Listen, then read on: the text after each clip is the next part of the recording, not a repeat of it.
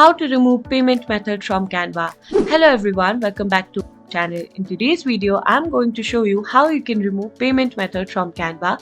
It's super simple, so let's get started. First, you need to head over to your browser. Then in the search bar, you need to go ahead and type canva.com. This will take you to the official Canva website. Now that you are logged in, you can see your profile icon located in the bottom left corner of your screen. You need to simply go ahead and click on that.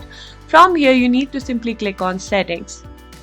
Now that you're in the settings, you need to scroll down and under payment and plans, you can see an option that says billing. Click on that.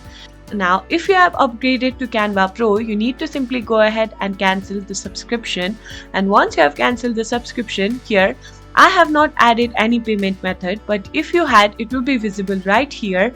And once you find it, you need to simply go ahead and click on cancel or delete the payment method.